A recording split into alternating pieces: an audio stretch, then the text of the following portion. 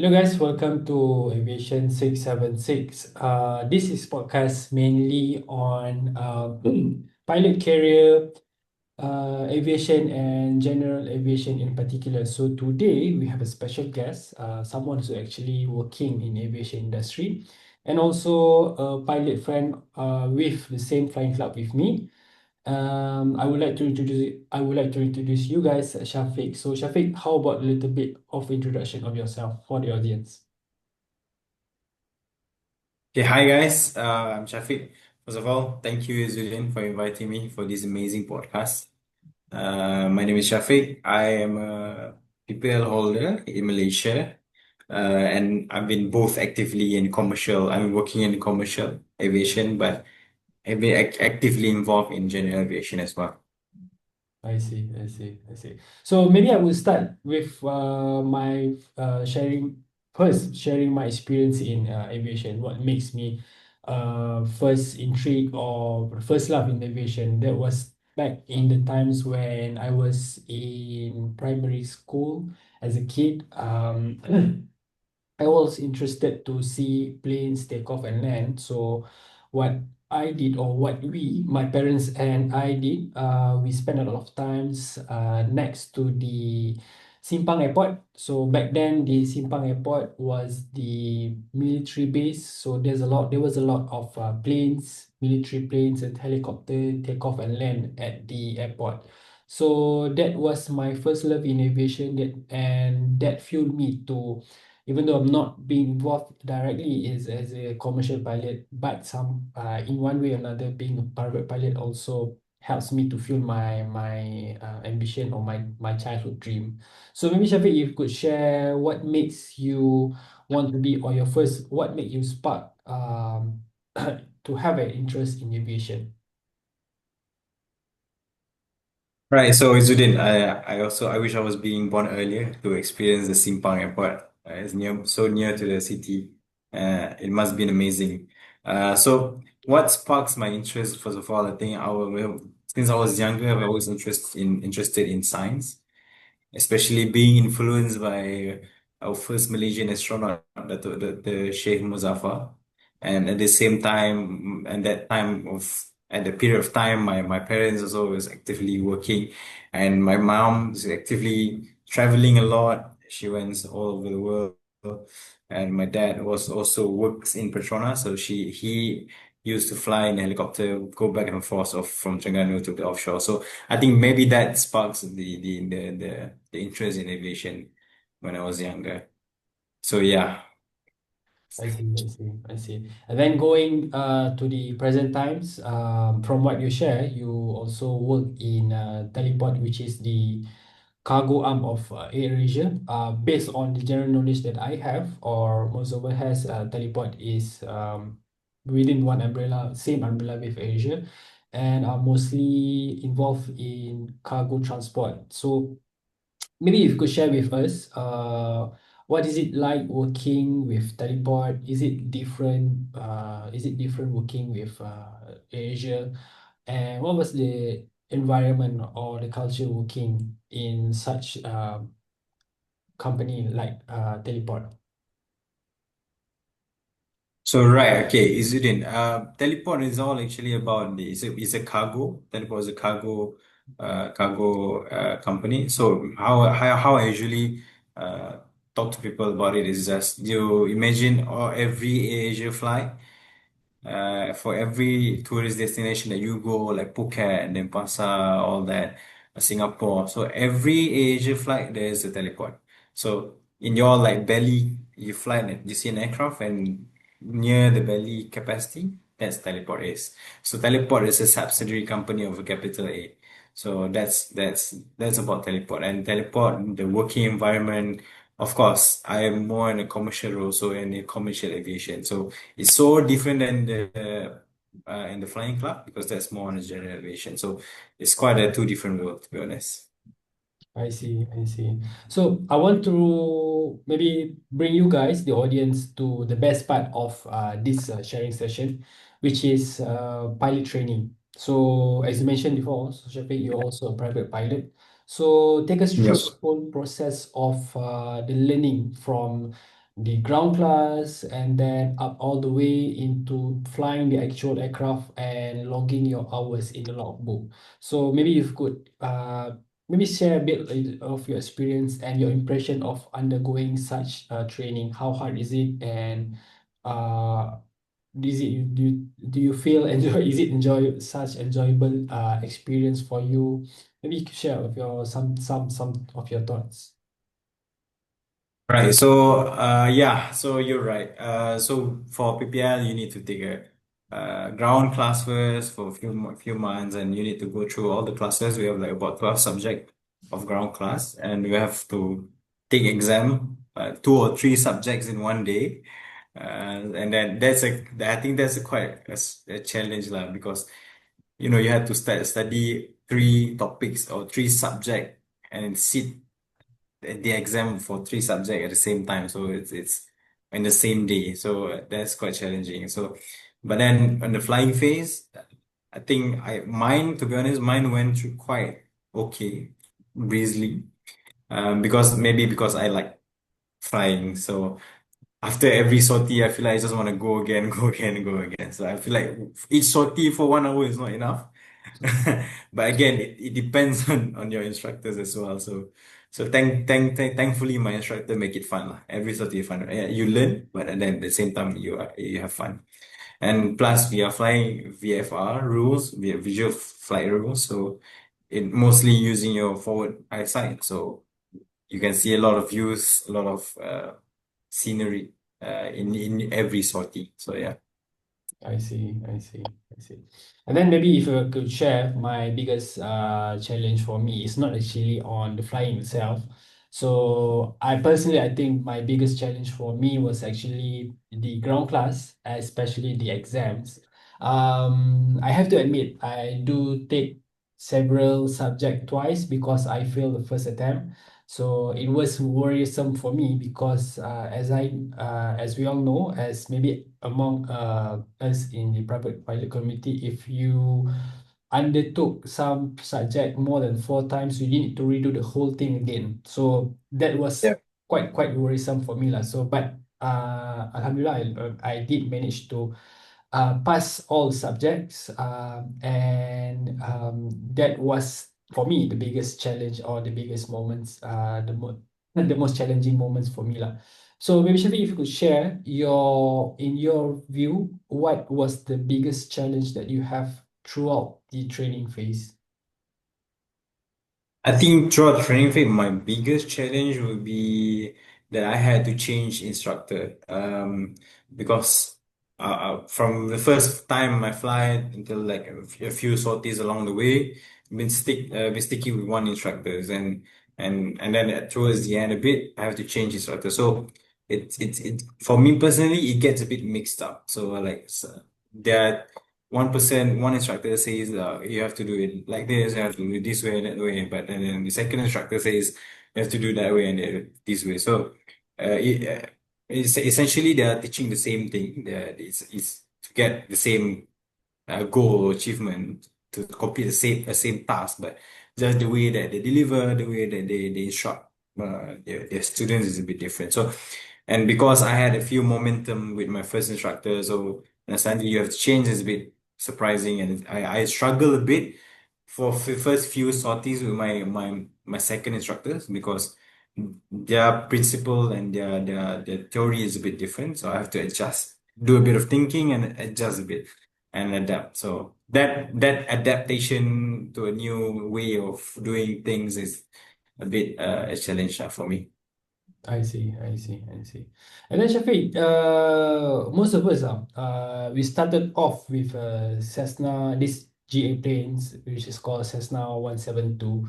But you straight away went all the way to Piper PA-28. So that for me, I think like that's the most uncommon thing that happens lah, because for us we start off with Cessna 172 because it's the easiest plane to start with if for beginner, but you managed to get your hands on Piper PA-28. So any particular reasons why you went that way?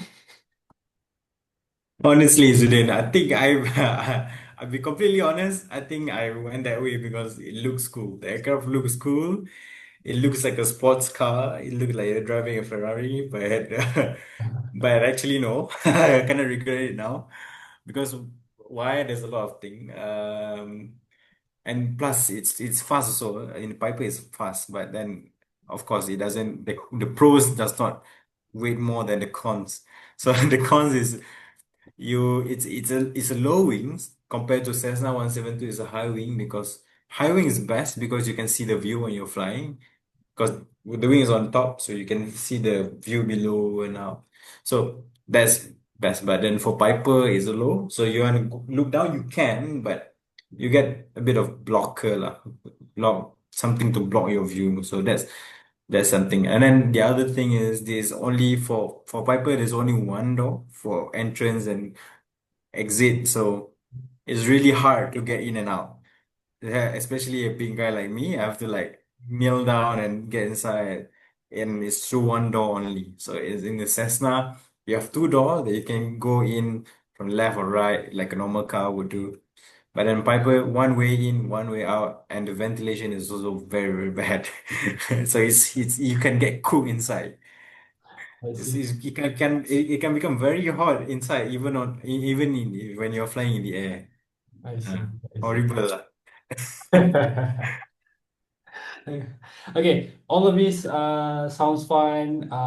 But Syafiq, if we could, or if I ask you some question, if there's one thing or one key takeaway that we can tell our audience out there who likes aviation, maybe 50-50 on the fence, and want to try take up aviation via a PPL, private pilot license. What is that one key thing that one key takeaway that we you could sell to them? Yeah, so I think there's a lot. There's a lot of fun thing that in being a pilot in general. I think by the sounds of it also you get excited by right. Okay, you are a pilot, and plus you are flying. Literally, you are literally flying because humans are never meant to fly, but then we have created a machine that make us fly, and you are the one that are controlling it. So I think that's the best thing about this entire thing, that you can literally fly and look at the view from a different perspective, look at things, look at building from different view. You always see KLCC from down, but you never see KLCC that you have to look down to look at KLCC. So apart from that is of course the disciplines, the all it for me personally it helped with my disciplines. It teaches me and how to be more calm and more composed a stressful condition situation. So it helped me also to manage my tasks better. But ultimately, I think flying in itself is already something that is exciting. So and and the ability to feel that freedom of flight, then I think it's totally something different. You need to try and fly yourself, right? I think Izudin would agree with me lah. Yes, totally, totally. Okay, okay. Yeah, Shafiq, recently I saw in your social media, there's you attend this event called Air Carnival Taiping. Yeah, looks sounds fun, looks fun. I saw that there's a lot of GA planes coming, and looks like a good big gathering over there. Maybe you could share with the audience what is this about. Yeah, so within the aviation community, right, the private pilot community, the PPL, like this is also one of the benefits. One of the things that is good that when you join, this is something that you can experience. This is the community of a PPL holder. So PPL holder is a bunch of pilots that they come together and they meet and they spend time, they experience flight together. So what is Air Carnival? I've joined Carnival Udara Antarabangsa Melaka, Guam, in Malacca, and I've joined Festival Udara Taiping in Taiping twice. So I think that is where people inside the community they organize, whether by local organization or by the local government. So they organize something like this, something fly in air festival or air carnival, where They invite all the clubs in Asia, from Indonesia, from Singapore, from Thailand, from Cambodia, even from Malaysia, and then they come all together and come to one place at Taiping or Malacca. They come and meet. They come fly and meet. So for our club, we went Taiping with 4 aircraft, 3 aircraft. So it's a experience. You feel like a convoy, like when you convoy to your friend's house, your convoy creator, your car convoy, maybe go up to Genting while together, right? And then, but it feels the same way when you fly together, your friends in the air, going to the same place where everyone around the world, like from Singapore, from Indonesia, they come together and we just meet and get to know each other.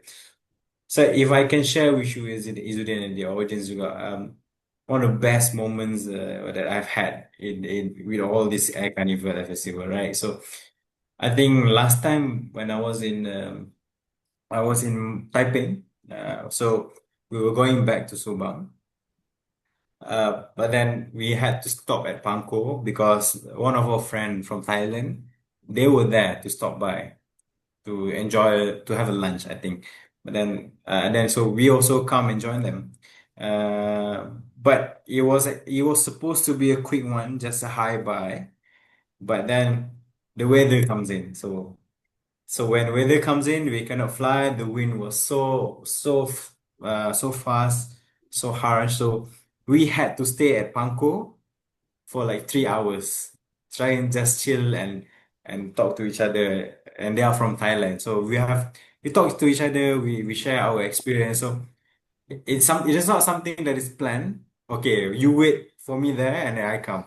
No, it was supposed to be, oh, I see you there and maybe hi bye and then you go and then I go. But then because of the weather and then we are stuck there and then we just share stories about our flying days.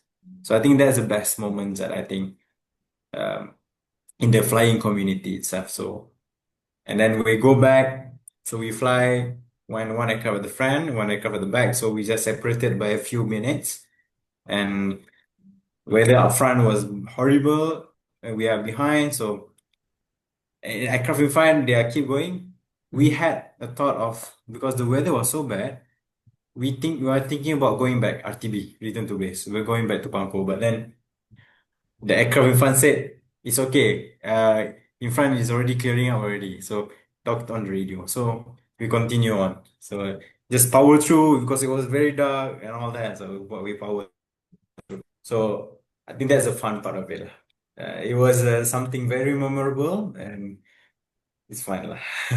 I see, I see. Sounds fun. We shared a lot of our experience and great moments during our training, also having this license. So we shared a lot of things, but eventually I need to wrap up this whole. We need to wrap up this whole podcast sessions. But before that, one question for you, Shafiq. If you have any future plan or any plans to take up the commercial license or become a pilot, a commercial pilot license, do you have any plans? Maybe what's your plan? If you could share what's your plan within the next 5 years. Yeah, definitely. I have plans to continue because I've always been being a commercial pilot has always been my inspiration from the start. And there's also part of the reason why I start my PPL journey, because I wanted to be a commercial pilot, local airlines, and I this has always been my dream from the start. So my plan is just to keep applying for cadet pilot program and all that. So and then also one of the benefit that I working with a capital A is that I have the opportunity to get an internal transfer for a cadet program. So waiting for that. Hopefully, wish me all the best. Okay. Yeah. So we wish you all the best. And if you have any advice for aspiring young pilots and also working adults, if they are out there, they watching that podcast and maybe they on the fence, if you have any advice for this group of people. So yeah, for the youngsters, right? I think focus more on your study. If you really want to be a pilot, then never stop believing that you're going to be a pilot. because that was me also. Try your best to score if you're still studying SPM levels or SPM uh, candidates. Try to score on mathematics and science or English. So those three subjects is quite important in aviation world. And try to score your best and don't stop believing that you can be a pilot one day, because once you stop believing, it's then it's nothing from there lah, right? But for the adults, I think if you really you want to spend some time of leisure with your family, or try to fly, because it gives you a whole different kind of experience. And plus, if you want to skip the jam of Raya or Chinese New Year, you can just rent a plane. If you have a PPL license, you can just rent a plane and go back to your hometown. Go to Ipoh, Malacca, or Penang. You can do that. So definitely go book that class, introductory flight or whatever. Go do it now and experience what it's like to fly, and have a look at Malaysia or KL in a different view from above. Yeah. I see. Thank you, Shafiq, for the whole maybe 20, 30 minutes of our time. And thank you also to our audience for listening to this podcast. Thank you all, and we will see you guys again on our next podcast sessions. Bye bye.